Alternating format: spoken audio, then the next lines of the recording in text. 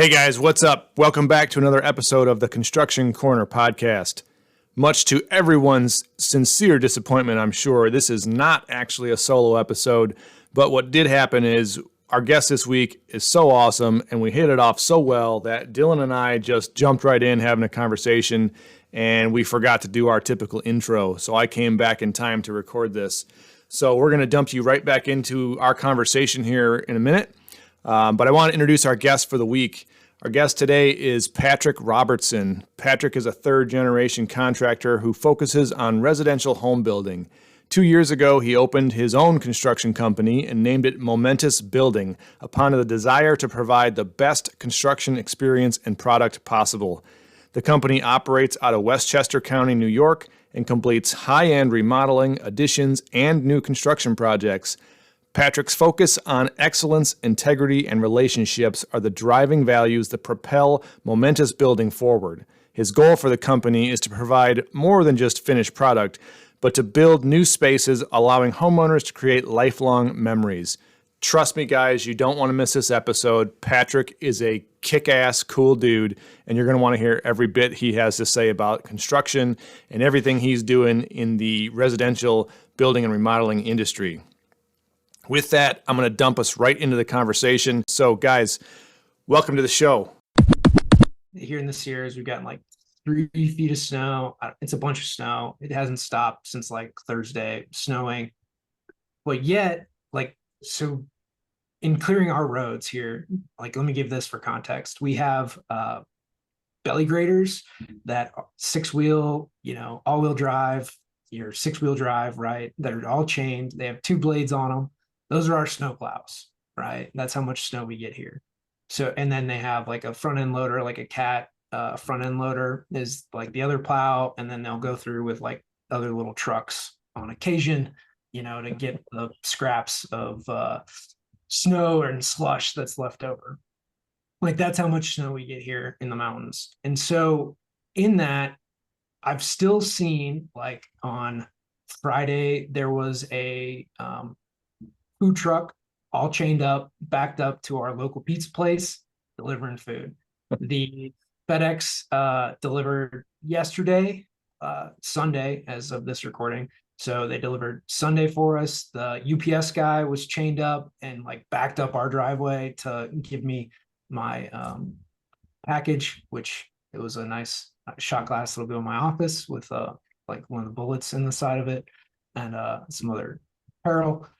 But like for everybody out there, I just want to take this like moment to thank all those like truck drivers and guys that are still making stuff like happen. They're still delivering, even in the snow.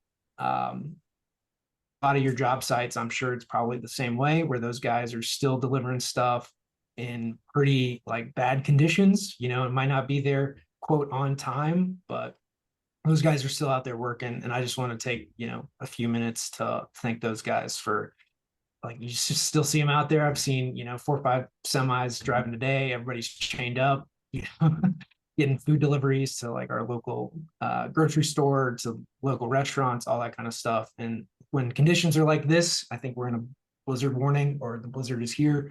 Those guys are still out working. So just goes for saying. Yeah, man, those guys are the blue collar badasses, right? I mean, they don't have the option of sitting inside in a cushy little office with the heat on, when it gets too crappy outside. Yeah, they're still driving, they're making sure it's chained up, and we have like chain control on our mountains, right? So what that means is they actually check you for chains, right? If you're in a Toyota Corolla, you better have chains on, right? If you're like my wife driving a Jeep, they just ask if you're carrying chains. But everybody gets, chain checked on our mountain because otherwise, it's just complete chaos with all the people that don't know how to drive in snow. Because again, like you got to remember 30 minutes from here, 20 minutes from here, there's no snow, right? And so people from the valley and stuff like that where it's it's raining or whatever, but they don't have to deal with snow and like cold conditions. So just I wanted to put that out there as we're going through this stuff and I just keep seeing semis drive through and doing what they need to do. That's good, man. they keep us moving. We're not even allowed to use chains here in Michigan, so I don't even know what that looks like, but we just slip and slide, and hopefully you don't hit anything. All right. With that, Patrick, thank you for coming on the show today. Patrick's a third generation contractor out of Westchester County. I love how you guys do everything by county in New York, right? Or like by borough, right? So Yeah. pick borough and like out here, nobody. I mean, we do refer to ourselves in counties, but it's always cool. Like New Yorkers, I feel like you guys refer to everything as a county. But is a residential remodeler and custom home builder. So with that, Patrick, take away. Oh, thank you so much, Dillon. Yeah, so we don't have chains here in New York either. Maybe up by Albany and Buffalo, but right now where we're at, it's just tires. And personally, I grew up on ATVs and quads and snowmobiles, so when it gets snowing out, like I have a good time out in the snow. Only one on the road, and it's a blast. But so a little about me. I mean, that really covers it. I've been in construction my whole life. If you're on video, I'm a pretty young guy, but I love it. I was on, growing up, my father owns a company, so I grew up all the way working in the field doing labor since middle school.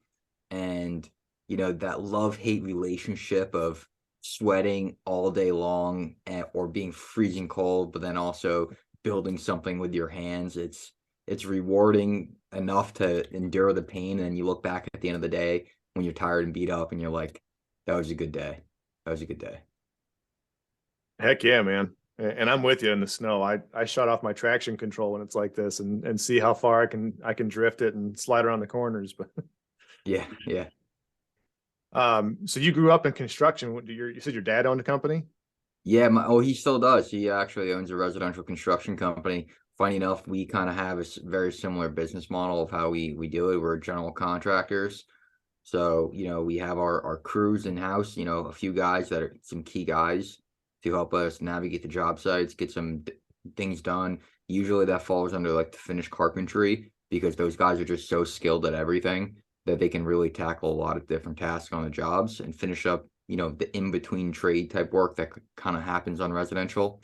But yeah, and I grew up that my whole life, and then I opened up my own company after, we sort of butt heads, father and son thing. I opened up my own company about 2 years ago.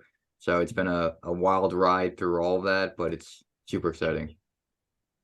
Now, are you in your county? Are you close enough to your old man to compete with him, or you guys kind of stay separate sides of the fence? Yeah, so I love this question on competition because I get it all the time when it comes up and we say we're in the same business. We are literally operating out of the same zip code. So Wow. yeah. But what people don't understand about competition, especially in construction, right? They have this limiting mindset of how much work is actually out there, right? If there's 20 architects, probably more, right, that are drafting for residential alone in a 15-20 mile radius, right? Do you really think you're going to be able to snatch up a project basically every single week as they come out, right? There's one every single week, and that there's probably way more than that. So like you would have to be doing like 250 million in like a 20-mile radius, which would be absurd in residential. So yeah, like on paper we're in competition, but not reality, right? I mean, the reality is we work together. It's like, hey, Dad, I have this problem. It's like, hey, Patrick, do you know anything about this new product that just came out? Or like, I'm like, hey, Dad, check this cool thing that came out. Like, that's what it really comes down to, is that there's a lot more cooperation and it just makes everyone better. That's cool, man. I like hearing stuff like that. It doesn't always happen like that. No. And I think the beautiful blessing is that we argued a lot. We bumped heads a lot in the last probably 6 months, but I exited at the perfect time where like, I think if I stayed in another month together, we might have had some scars, in our relationship. But now I got out, we're father and son again, and we're teammates all on the same page. Oh, that's awesome, man. Congrats. Thank you. Yeah, it's nice. I mean, a quick Google search, there's 1 million people in Westchester County. So, and if you go outside those county lines, there's a lot of people. So Yeah. especially in residential, I'm sure projects aren't hard to find. Throw a stone and somebody's building something. Oh yeah. Yeah, you drive down the road. It's just like anywhere else in the country. You drive down the road, there's some construction project going on. So you grew up around construction your whole life, and I get that. It kind of instilled it in you. What was it that made you want to stay in it? Like, did you and not just stay in it, but start your own business? Starting a business in construction is crazy, right? We've all done it to some degree on this call. So do you enjoy getting kicked in the teeth every day, or you had something to prove, or do you really just love the industry that much you couldn't leave? This is a great question because I kind of faced this question twice in my life. The first time was when I went to college. So being that my father's an amazing father that he is, he said, no matter how much you want to work in construction and maybe work with me one day, you're going to go to college. Go get a degree. Go do something you want to do. Go get experience. So, he pushed me to it, but then also the cultural norm is to go to college. So I went to college and got my engineering degree, right? Was going to go for civil, obviously, get to draw some cool projects and all that stuff. And then I realized, like, I don't want to be sitting behind a computer all day. I don't want to be drafting and drawing all day long, or at least for the first, X amount of years of my career before I get elevated to management in these different positions, right? That didn't excite me. And then even at that, like, I wouldn't want to spend 75% of my time in an office, or whatever it is. I don't know the role of a senior engineer. So I actually took the track of doing industrial engineering, which is engineering, but as we all know, it's really only the last few classes that distinguish between a mechanical engineer, civil engineer, and an industrial engineer. Mine had a lot more business practice to it. There's 3 or 4 more classes in business, a couple process engineering, so system optimization. And I really like that. And ultimately, through that 4-year journey through college, I realized that I wanted to get back into construction. So I went and worked commercial construction in Manhattan. A little bit more exciting, pretty, got on some cool projects. I was at Spotify finishing up top floors. I was on Apple for a bunch of months. I built out Simon & Schuster's executive floors down on Fifth Ave. Really, really excited. But ultimately, I didn't like the city. So, that's when COVID kind of rolled around and decided to go back into working with my father. So I had that first initial one where it's like, oh man, like I just don't want to be sitting around all day. Like I'm someone that's on my feet. I like getting out. I like talking to people. I like being outside. So that's what drew me back to construction because I do like the building. I like the creation of it. I like the sciences behind it, right? And then the second time is that after I was, learning a whole bunch of my father's company, I was in a management role, project manager, estimating, dealing with clients and all that stuff, getting my teeth kicked in on a daily basis, learning a whole bunch. I had to exit from, his company. The arguments just got too bad. For about 2 weeks, I didn't know what to do. And then, like, I started to miss it. I had clients calling me, and I'm like, hey, listen, like, I can't help. I'm sorry. Like, I'm not, I'm not anymore. And then it's like I started missing it and all these different things. And then I started to realize, like, I enjoy it, right? I think we all go through different things in life where it's like, in the moment, we focus so much on the pain of the task, the activity, whatever it is. Maybe it's the gym, right? The gym's always the quintessential analogy because we all do it. And then we realize like we actually enjoy, like that's what makes it partly enjoyable. And we all pick and choose our pain, and construction is we in here pick construction as our pain.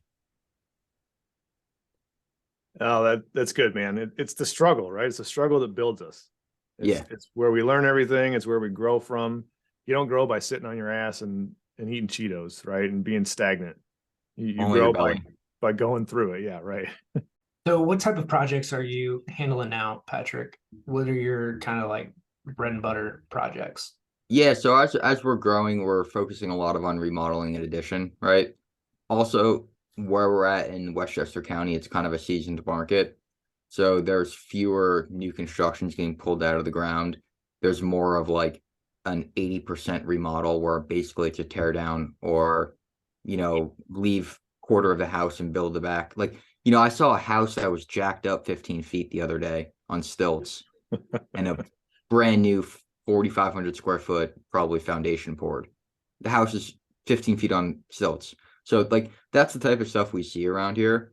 And there are some custom homes that are being built on new property, but that's kind of the area where I'm working in right now, is this remodeling of high-end homes, custom home building and additions that, quite frankly, it's really exciting, much more so than doing a spec house. Than, it's like A/B system oriented, right? We have to use a lot of thinking. There's a lot of problems that come up, a lot of unknowns, and dealing with that both on the construction side to make sure that this project comes out beautiful, but then also managing expectations, conveying information to the clients. So you're doing remodeling, which means, and that's where I started. I started in residential remodeling. So you're probably working right next to the homeowners a lot of the time. They typically don't leave unless it's full scale, gut and rebuild, right? Yeah, that's definitely one of the hardest parts about remodeling, and it's also the best way any company could differentiate themselves, because especially in remodeling, but with any type of business, what people really remember is going to be the experience, because really, like, 90% of contractors can make the project come out beautiful, right? We just don't know how long that's going to take and how much pain happened in between the contractor and the client. Was the billing all jacked up? Did they leave screws on the ground and then their dog stepped on it, right? Was there dust everywhere and then had to get their whole house cleaned because they forgot to put a poly, barrier or something like that? So that's where, like, the real differentiating factor I found in remodeling is that customer experience. And that's what I try to really focus on. But it's also the hardest part. I mean, no one's perfect here. And it's no different in commercial, right? I mean, my team doesn't have our clients typically standing next to them, asking about paint colors, but you still have to manage that experience and that relationship. Because it's like you said, any dumbass can build a building, right? It doesn't matter if it's a house or a office, right? It's not Legos, but it goes together pretty much the damn same, right? As long as you have a basic understanding, it's how you manage that expectation and experience and how you cultivate the relationship that is why you're succeeding. It's why anybody succeeds. Yeah. There's always that, hey, Betty and Susie walk into the project at 8 o'clock at night on a Friday, and they're like just snooping around, like, Patrick, what's going on with this? What's going on with that? What's going on with this? And they're like, okay, like, let's have a conversation here. It's all good. You just got to keep your boundaries too, right? Yeah, exactly. So with the type of construction that you're in, well, in probably that area, you're right. Everything's pretty much developed. There's no new builds, anything like that, unless it's complete, tear down, remodel. Where do you see construction kind of going? Granted, being in New York or close to it, you have, some of the most expensive buildings in the country, if not the world. In, all the skyscrapers that are going up in New York, which is in Manhattan, very different than probably anyone else gets to deal with, right? Like most of the rest of us don't deal with skyscrapers on that, regular basis. And then you have, kind of the suburbs, which is like most of the rest of America, except it's just fully developed. So where do you see with that kind of unique perspective in like some of the biggest, most expensive buildings in the world to regular suburbia? Like, where do you see construction kind of heading? It's kind of actually the same, right? We have like New York City as a quintessential, right? You got buildings from the 1800s down there, right? That the facade's still up, it still looks the same, it still looks beautiful. There's a lot of restoration and repair work. But, the differences that I've seen between commercial, in Manhattan and then say in a local, neighborhood around here is the quality of the building. So unlike, Manhattan or these different things where you can just do a brand new fit out on the floor, right? Like, think about how many times the Empire State Building was gutted and then refinished, gutted and refinished just time and time again. But the actual structure itself, the utilities, like, that's all good, right? That's still good. But the problem is in residential is that building science has dramatically changed from, say, the 50s until now, and even really, the 90s, right? So we have a lot of problems with rot and these structures that weren't built to last 200 years. They were built to stand with no idea of like what's coming down in the future. So construction in an area like this is going to be a continuous remodeling, expansion, making the home larger, these different things, with populations of areas going from, single family homes into residential multifamily just to get people enough space to live, right? Because eventually some people are going to be priced out after this neighborhood expands so much. There's going to be a need for middle income to low income housing that's beautiful, clean, and these different things. The best way to do that on an affordable scale, especially from an investment standpoint, is to put more rooms under one roof. So that's kind of where I see the market going overall. But that's also a great reason why, as builders, as remodelers and everything, when we build something, we should be building the best possible product to last the longest time, right? There's a lot of science coming out in the high performance housing space, and say like the perfect wall, and trying to achieve passive home and these different types of criteria. But really what they're going after is like, okay, like I don't want rot to come up in 20 years on my sheathing, right? Okay, trim, it's going to happen, right? We're going to have to replace the siding after 30-40 years. Cedar just goes bad eventually. But the structural itself, we don't want the structure to fall. And that's what we're really going after. And I think that's what needs to be the emphasis going forward, so that when we do remodeling, right, it's not a 70% tear down. It's, a demolition of a week to tear off, the side of a house and then add 750 square feet or go up a floor, right? We're not completely changing the building itself. It's and that makes sense. That's like I said, I started doing that and I loved it, because you get to take somebody's home that, they've already been in usually for a period of time. They're attached to it. They love it, but they need more space, or they need, this and that. And to be able to deliver that, that was always the coolest part to me. Like to be able to take somebody's already house, flip it on its ass and make it bigger and make it exactly what they want now. Like to then hand them the keys and they can walk in with their kids, and that's new. That it was just awesome to me. That was the coolest feeling in the world. It's a blessing to be able to deliver that to people. And I think that, the people that have never experienced it, say clients or contractors that have never delivered that, it's such a rewarding feeling that has far beyond any dollar value that can be put on it, right?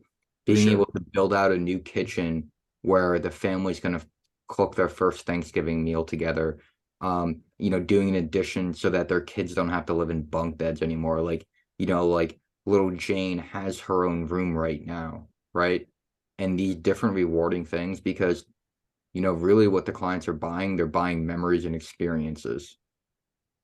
And that's going to affect the rest of their lives, right? It's going to be like, hey, remember back in, 2002 when we had that beautiful, Christmas day in our new living room that we previously that wasn't a room, like it wasn't part of our house. We wouldn't be able to have it. And it allows for families to get together, to connect on different levels. Yeah. Yeah. I like that. They're buying future experiences, right? Yeah. That's hard to put a price tag on. Yeah. And that's why the construction experience when we build it is so important, right? Yeah. I mean, I got a client right now that we did some management work for, and there's some issues and a tree needs to be replaced by his landscaper, right? And he's like, it's been 5 months. He told me he was going to do it, right? And he's like, all I'm going to think about right now when I see that tree is like how I was lied to 5 months ago. And now when I see this new tree that's going to be smaller than all the other trees, I'm going to be thinking about that too, right? He's not going to be thinking about how green that tree is or how good his yard looks. He's going to be thinking about that tree and how the bad experience that led up to it. For sure. So changing gears a little bit, we got on this prior to kind of get into the call and hitting the record button. But where do you see, like, in having buildings that last and talking about the whole like building material side of things, and whether things are going to last or not, and this whole green revolution, like where do you see things like that going, right? Especially doing a lot of residential work. granted in a higher end Yeah. area than probably most people are used to. But like, where do you see those, like the building materials and kind of that whole movement going? Yeah, so we see a desire for affordable homes, right? And that's people are trying to solve that by, doing these Lego blocks, foam structures, right? Where the foundation's foam, walls are foam, roof's foam, and it Yeah. creates this amazing energy efficient home. The piping and mechanicals, are all done through tubes through the styrofoam. There's different kits that they come out with that you can kind of cut through the walls and patch it and these different things, right? But that's going to be an issue, right? Because that's only going to be a subset of the population. But what happens when you need to do an addition, right? You are forced to use the same building materials that you were to construct that home, which constrains people to that manufacturer to go back to, right? So there's definitely some different criteria, right? Because there's no standards, right? A 2x4 is standard. I go to Texas, I'm going to buy a 2x4. Maybe it's a different type of tree, but the lumber dimension is going to be the same, right? So, and then on top of that, these foam, the polystyrene and these different types of foam products, they're not actually that green, right? You can do studies on this and be even with the energy efficiency, right? That is retaining from using less energy to heat, cool the home and these different things. It's actually going to be, longer to recapture all that carbon that was spent making the building, right? However, we can actually build homes right now, today, that are net positive on the day of construction completion or net zero, right? So what does that mean? That means all the materials we built a home with captured carbon. Lumber captures carbon. We can rebuild a forest that we used to build a home in 20 years. So from the acre property, I don't know the math, but we can rebuild that in 20 years. So every 20 years from that property, we can build a new home while we're capturing carbon doing it. Same thing with the insulation, mineral, these different things that are more energy, less consumption to actually make the products themselves. And that's where I see the best part of the green revolution going, right? Because most people think about what's the final result, but no one really does the calculation to get there. I mean, I think EV cars are a great example that the conversation's not really talked about, right? Like how much damage is done to actually make a battery? What is it, what do we have to do when the battery has to be retired and, repurposed? I don't even know what has to be done after that, but I'm sure it's not easy to recycle it. So there's these different things, and your home is the same exact way, right? You nailed it, and I'm glad you brought it up. We refer to it usually as the fucking Tesla thing, but it's true. Like all the foam, right? We can get past all the manufacturing that is spitting out more carbon than the three of us can even imagine. But what happens when you have a fire, God forbid, right? Mm-hmm. And now you're burning that shit, and it looks like East Palestine, Ohio, in your front yard. That it's bad news all across the board. And yeah, it doesn't breathe as much, and it insulates the house better, but they do the same shit with me, right? In commercial, we are constantly trying to improve the building envelopes and get continuous insulation and blah blah blah, all this shit. But nobody looks at the manufacturing process or the aftermarket or the after effects rather. It's just it's frustrating to say the least. So there's two other things that like I want to bring up on the building material. One, especially if you're putting pipes in walls, everybody knows that's a bad idea. Like it's just a bad idea. You're with stuff like, what I have winters in New York, right? If that pipe freezes, which again, if it's encased in concrete, it will be frozen. That's bad. And this is a lot of the time what happens when you have people that don't actually design buildings for a living trying to design buildings, right? They've not experienced winters or, really hot summers and put these building materials through the test. So that's one. Number two, I mean, the expansion and all that stuff for it is totally there, right? Like now you're going to cut into concrete because that's what all these foam blocks are filled with, right? They're filled with concrete. So now you have to be able to dispose of concrete, which you can do, but you got to cut through it. It's not easy. There's all those problems with concrete side of it. And so the other thing that I wanted to bring up too is, and this often gets left out, but is environmental air quality, right? So when you have a house that breathes and you actually get fresh air in, or like can open windows and stuff, you're going to have a better environment to live in than if you were in a, it's like being in an office building all the time, right? A closed environment, non-breathable space, like that doesn't bode well for anybody. And you're now making your home into a place where it's all recycled air, right? You're bringing everything back through, and that's not as great either for environmental air quality. The only thing I can say about that, right, and you're 100% correct, because that's how most homes are built, right? The let's close it up, not breathe, because they're trying to have the most energy efficient. Now, it is proven that you can have better, it's actually better to have a closed home, right? Closed system home, completely sealed. But what happens is that a lot of times we forget about the air quality conversation. And to do that, right, we actually need an HVAC system that, coincides with the fact that this is a closed up home, right? So we have to have fresh air makeup kits. We have to have dehumidifiers. We have to have, the proper heating and cooling systems. So that way, when we pull the air out, from our kitchen hood, we're bringing air back in, right? When we have our toilet fan on, we're not creating a negative pressure environment. We're actually bringing fresh air back into the space that is filtered, conditioned, these different things, right? I think it's better longevity to have a closed home. However, it's a real problem when we forget to make the $5,000 investment in the foresight to put in a fresh air makeup kit and a dehumidifier. Like that's when like we really start having the problems. And to, go back to these, SIP panels and these different things, in affordable housing, we get really trapped on this short-term mentality, right? Of like, how can we provide the most cheap, affordable homes today with being the most efficient? But I always have the long game in mind, long game in mind, right? So what does that mean? It's like, what does this look like in 100 years from now? When this neighborhood is all 2 and 3 bedrooms, right? But now, your mother-in-law or your father needs to move back into the home, and you have the money for the addition. But like now you have to get a specialty contractor that's trained in doing that, and he's going to be 25% more than if it was regular stick framed, or timber construction.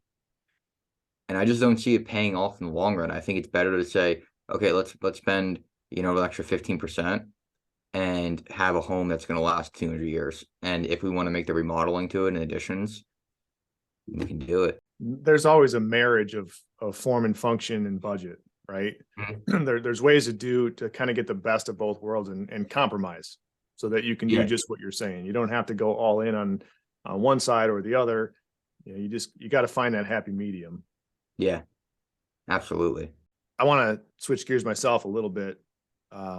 Patrick, I got to tell you, you have some fantastic content that you're putting out on social media. I've been following you for a while now. You do stuff like owning mistakes. You're one that I noted recently when one of your hydronic pipes broke under the floor or something like that. And Yeah. You're out there talking about it and explaining the fix. That was cool to see because not many people do it. So I wanted to ask you, do you have any tips like for the rookies in the social media game? Like this old man here who's, running a construction company and I post pictures of our crap, but there's a different vibe you get when you look at somebody like yourself who's, you're getting these polished videos, you got graphics, you got all the good shit, and it's constant, right? You're efficient with it. You're always seeing it. So it's good to watch. Well, thank you. I appreciate the compliment. And a lot of those, owning up to mistakes and everything, it comes with this idea of like integrity and building that we built a project, but when the project's over, we're not running away from it, right? And if we make mistakes, we got to be there, right? Especially the young guys. Like if you're in your 20s, you got 30 more years in this, right? At least. It's like, what is your town? Are you going to be moving around? Are you only going to be in this for 5 years? Because if you're only in it for 5 years, let's just cut it. Let's just cut to the chase. Do everything cheap, do everything, half-wit, and just make as much profit as you can. Hire all, legal guys, don't have the proper insurances and all this stuff. But if you want to make a company that's going to make a true impact on your community, one that, is going to be around. The company that when architects or designers or whatever, it's like, or subs, you're like, who's the best contractor in town? It's like, well, listen, this company over here, right? They do everything above board. You could say what you want about them, but they're always there. And that's where I really try to shoot from that. And, sharing some of our mistakes is that, hey, listen, there's also a fix to all these mistakes too. And they happen. And no one really cares about, I'm sure you guys have seen this in the construction with your clients. Like, yeah, the mistakes up front, they take it with pain up front, but you also just create an opportunity to solve a problem for them.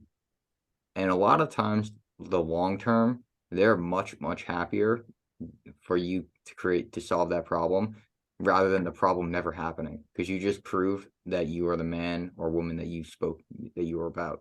That's a great point, man. You prove you're the guy that sold them the job, right? There's a reason they picked you, and you're reinforcing that for them.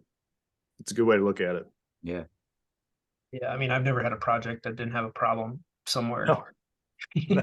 Like, and that was usually because every project had a problem on it, the people that couldn't solve problems end up getting thrown off the job at some point, and if it's not this job, it'll be the next. And, in construction, for all you guys that have been around a while, how hard it is to actually get somebody thrown off a job. But I've seen it happen, I've seen it happen a few times, and luckily we've never been the people that have gotten thrown off the job. But, whether it's a contractor or the GC or somebody else, like, it's usually because they couldn't solve the problem, right? They wanted to pump blame down the road, and they wouldn't fix whatever was broken. And that's when people, part ways, is not because there was a problem, but because you couldn't solve it. Very good point. So Patrick, we're kind of pushing up against time here, but you brought up a great topic before we hit record, and I want to hear your take on it. You mentioned my issue with our local facility, and you alluded to the fact that you've had perhaps a similar issue or experience. So I'm all ears, man. I want to hear it. Yeah. So, we go to the store called Naples, and so, the printing products, right? It's a great analogy of a lot of things we do in life and in business is we accept second class because of some weird, conversation that we have with ourselves that it's easier, when in reality, we always get burnt, right? So I've had this happen so many times. I send in my order and I don't get like the confirmation that it's printed for like 3 days, right? So they call up, they're like, oh, yeah, we have it right here. We'll have it ready for you in 2 hours, right? Or like it says it's supposed to be ready, but it's incorrect, right? There's no quality control in there. And these different things, right? But ultimately, what it comes down to is that, like, that's why you got the binding machine, right? To, get rid of like these things that are easy, but tomorrow creates so many more headaches. I mean, I can't think of anything off the top of my head that I've done this, but we just keep accepting like the false reality of this is so much easier and better rather than finding a new solution to the problem. It's this culture of mediocrity that we've all allowed to pervade every aspect of our lives. And if you don't stop it, it's just like a virus, man. And it'll infect you as a person. It'll infect your company, and then it just keeps growing. It infects your neighborhood, your everything. Culture fails when mediocrity wins. And yeah, and no offense to our friends at that store, but they're good at using as examples. Yeah. Like, well, I mean, so my example for this is really through like engineering firms, where not necessarily the mediocrity thing, but believing that not changing will save you, right? So like, this is a lot to do with like systems processes, right? The way that we do things, great, and why change it? And this goes to, us talking about building materials, like the things that we use today are great, why should we change it? And so as we go through a lot of these, it's going through the pros cons list, but a lot of people really see something that they're using or what they're doing as like the best way, and there's no other alternatives, right? Everything gets like shoved to the side. They don't think it's good or whatever, and then you end up having these conversations around like, well, why does this take so long? Well, this is the way we do things, and it takes as long as it takes. And versus like trying to like either incrementally improve or put in new systems. So like I've seen this over and over again where because nothing is actually like timed, right? We don't actually know how long something takes to do.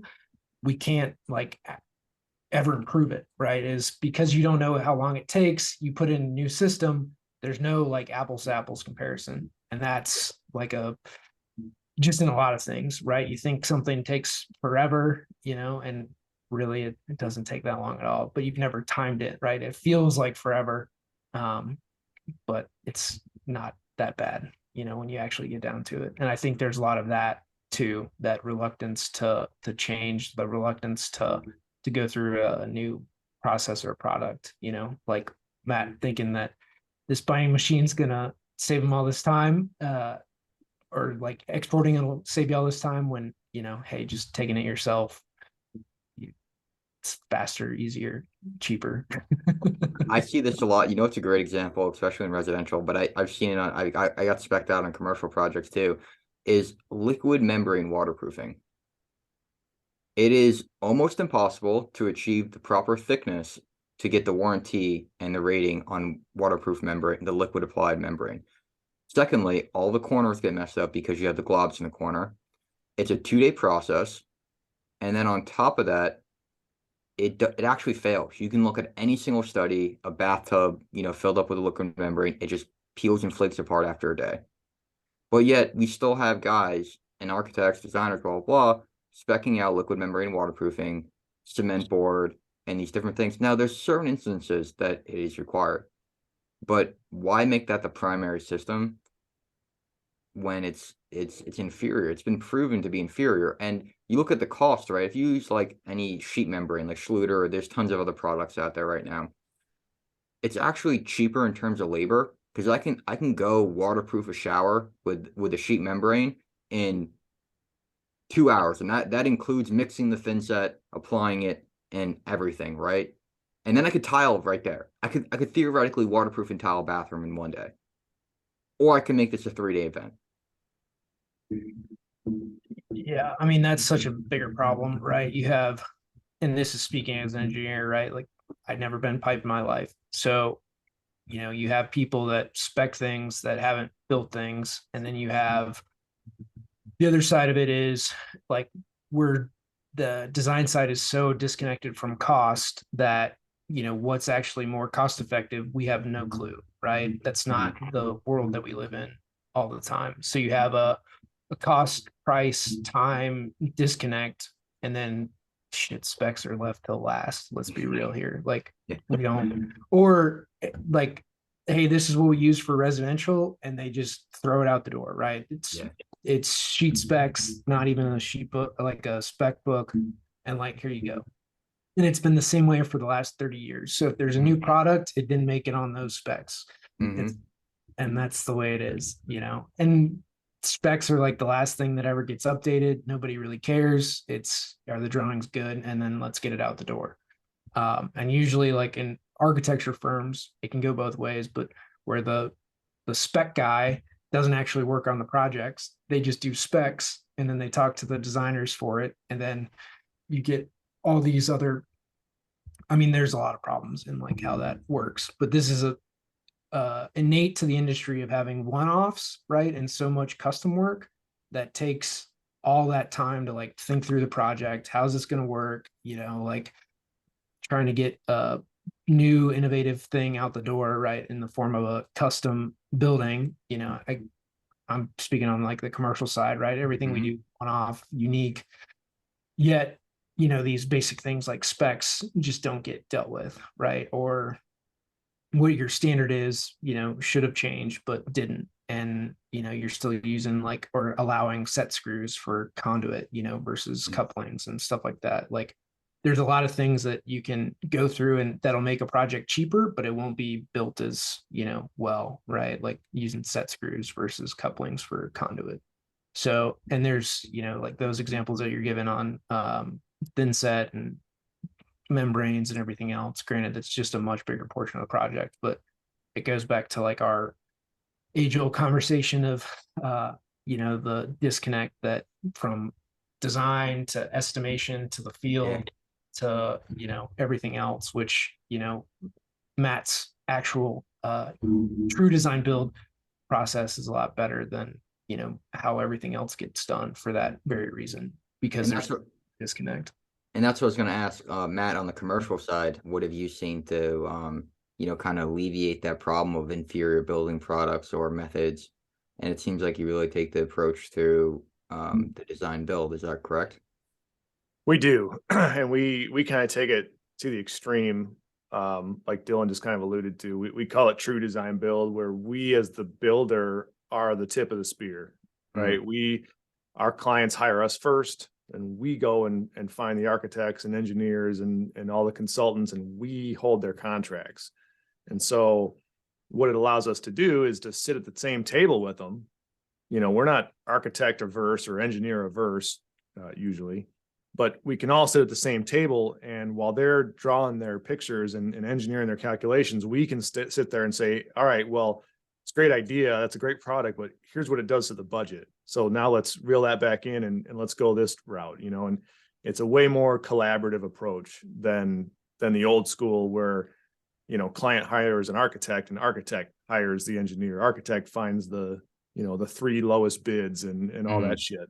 And it's just total different way of doing business, but I think it results in a much less stressful project for everybody.